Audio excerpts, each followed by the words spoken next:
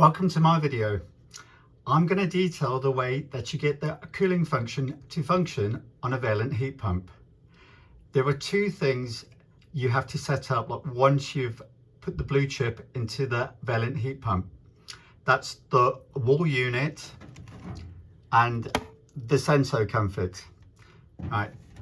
I've had to do this on my phone because of where it actually is. I try to use my video camera, but it's in a dark place. Even if I turn the lights on, I get horrible shadows. So I'm doing it on my phone.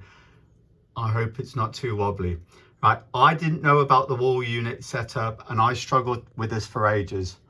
So I'm going to show you exactly how that's done. Now, all you do is press the two buttons at the top. You've actually got to press them twice actually. And then it brings up that screen. Right. Now with the plus button, you scroll down to installation, installer level, select. Okay. Now, if you do this from a fresh, it actually starts at 0. I'll just go all the way back to zero. Starts at 0 if you're doing this for the first time, and then with the plus button, go all the way up to 17. I didn't know about this. I phoned up Valliant and they told me all about the wall unit setup. Okay, so 17, okay. Then on this screen, scroll down to configuration, select. Then scroll down to cooling technologies. It's pretty much toward, oh, I've gone a little bit too far. Cooling technologies. Okay, select. Okay, now this bit had me a little bit baffled the first time I did it, because I've already set it up. It says that the cooling is active, but when you first do it, it says cooling isn't possible. No. And initially I thought, oh, there's something wrong with my heat pump. And I went back out to the heat pump. I made sure I plugged that little blue chip into the right place. It was in the right place. I took it out, plugged it back in, and it had me a bit stumped. So I came back into it, and from memory, you've actually got to press select again, even though that there's no prompt to do it. You press select again, and then on the next screen, I believe you've got the option between no and yes. I could be lying to you when I say that because I can't see it at the moment, but I can definitely remember in the next screen that you had an option to select to turn it on. And I believe it was yes, going by memory. Select it to turn it on. It's not that obvious that that's what you do at that stage, because initially there is no prompt to do anything. I got to that stage and thought, oh, it's just not possible. Okay, press select, or that button there, which is a select. Right, now that is the end of the setup on the wall unit. I will now bring you to the SensoComfort. So let's turn the thing on. I hope it's not too glaring. I'm not too wobbly with my phone. So as normal, I press the middle button. I've turned heating off at the moment because I obviously don't need it. Scroll up to settings. Once you're in settings, installer level, tick there, the code 00. Installation configuration, tick. Okay, you then want to go to circuit 1. Come all the way up to is cooling possible. Initially when I did this, it said no. You simply go into it. I can show you. You tick, you go into it, select yes. All right. Another setting you should be aware of is that have that the Valliant guy on the phone said 12 degrees. I have mine at 10. It'll probably just work exactly the same at 12 degrees in this heat. So come out of that, go back a screen. Oh, I pressed it twice. All right, so go back into it, settings, installer level, tick. Hang on. installation configure. Don't tell me I'm going to get lost again on this. Oh no, at the top there, installation. Go into installation.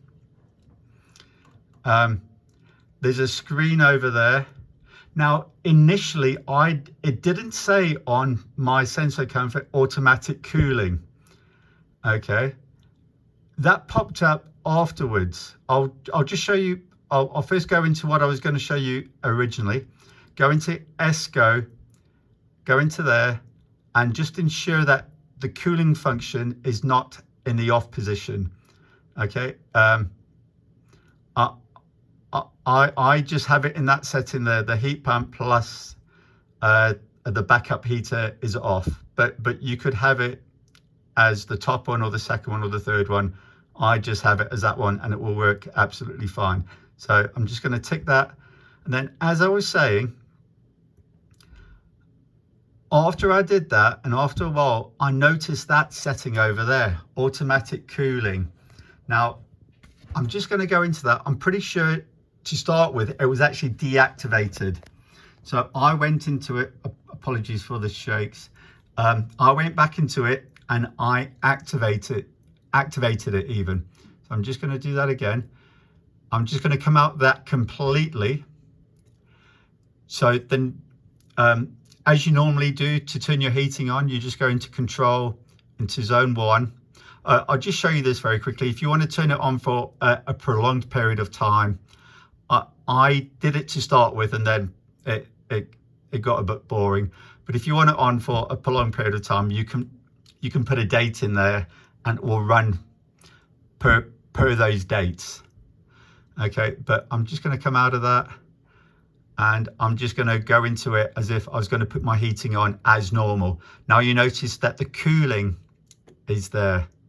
Okay, now I've got it turned off at the moment, but if you tick onto that, I find the easiest way of doing it is actually to go into it like manually, and then scroll down. The coldest you can actually have it is 15 degrees, and I believe the warmest, if you like, will go all the way up to 30 degrees. You'd have to live somewhere pretty hot if you wanted it cooled to like 30 degrees, but I just have mine at 15. You could probably have it at 20 if you wanted it that cool. I just have mine at the coldest. So tick. Right. Okay, so at the moment I've actually activated my heating.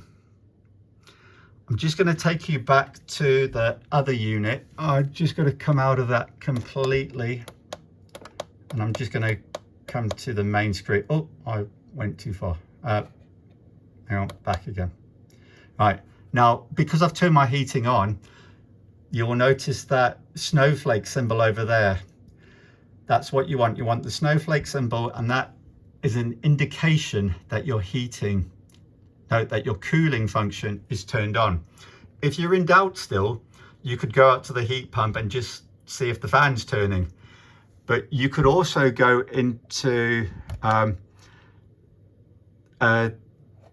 this sitting out over here. So if you go to, if you just click that button once, go to next, and it says it's cooling, and that is the current. I believe that's the way you can do it. A way I was actually going to show you properly was if you press those two buttons at the same time, scroll down to live monitor, select that. Now the way I like to ensure that the heating is on is if you're drawing power, the heat pump is of course working. So if you go to next, it has a few various settings here that you could look at, but the one I'm looking at, or the one I'm looking for, is,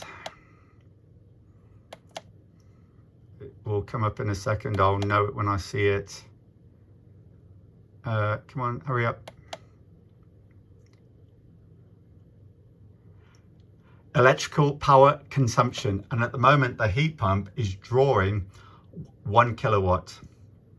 So I'm pretty happy that the heat pump is on at the moment and that I'm properly into the cooling function. Now, it took me a while to work all this out with various phone calls and looking on the internet. It isn't straightforward. If you've got any questions, like just ask, like just leave me a message and I'll get back to you like pretty promptly. I was frustrated for a long time, so I understand what you're going through if you're actually like struggling with this. The putting the chip into the heat pump's the easy bit. It's actually the setup. Right, so if you like this video, please leave a like. If you want to subscribe, please subscribe. I'm going to start leaving some more useful like videos on that channel that you might find interesting. My power consumption is just raised to 1.1 kilowatt. So like, as you know, heat pumps come on slowly and they turn off slowly. So if you like the video, like, please subscribe, please like. If you've got any questions, just get in touch. Okay, that's the end of the video. Bye now.